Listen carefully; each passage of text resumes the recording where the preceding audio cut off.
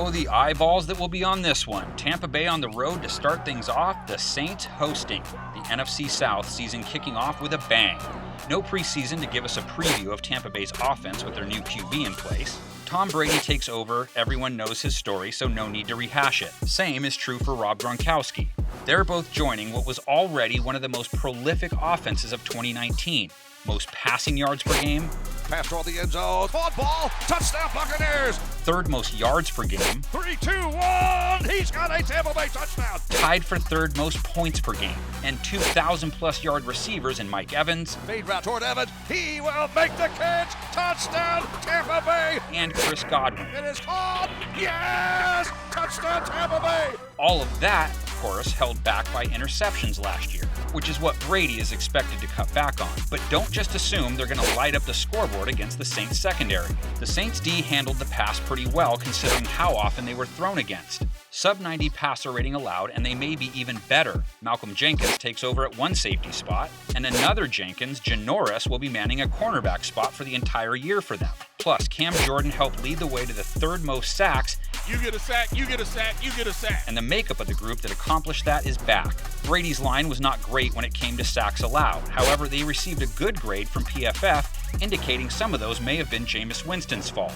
Tampa also used their first-round pick on offensive tackle Tristan Wirfs, so they're hoping to be even better up front, which would also help Ronald Jones. Jones was solid for the Bucs and could break out with Wirfs and Gronk helping open up some lanes. The Saints, meantime, were average against the run, though most teams were usually throwing on them. And that's because most teams were usually trying to keep up with Drew Brees and company. Back to the end zone, a spectacular grab made by Jared Cook. The Saints' offense was just as potent as Tampa's without all the interceptions. Didn't matter that one guy was Brees' primary target either. No one could stop Michael Thomas from getting his hands on the ball. He good. That boy good. And the thing is, the Saints' passing attack looks to be even better now that Thomas will have Emmanuel Sanders on the other side of him. But just like the Saints' secondary sort of played well under the radar, so did Tampa's. No defense faced more pass attempts than the Buccaneers did, and they held QBs to an even 90 passer rating, respectable, and all four primary starters returned. And so does Shaq Barrett. Barrett blew up last year, leading the league in sacks. Oh my God! Jason Pierre-Paul chipped in with 8.5 as well.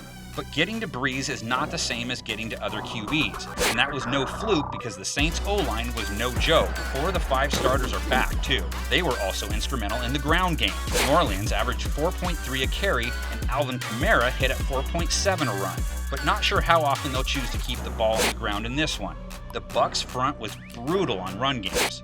And Lavonte David will be out there, Devin White is looking to build on his rookie year, and Vita Vea and Ndamukong Suh and William Golston are all back as well, meaning finding open lanes will be a challenge for KAMARA this week. What a way to start it out, right? Get the popcorn ready. What do you all think? The comment section is open for business and ready for your score predictions. We have some too. Let's see how close yours are to the ones we draw up. The caught ball at the tie, 3, 2, 1. Michael Thomas with a Houdini move scores a Saints touchdown. 5-7-step drop by Winston, looks upfield, throws the ball upfield. He has Godwin. He makes the catch at the 30 to the 20. Godwin to the 10, 5. Touchdown Tampa Bay.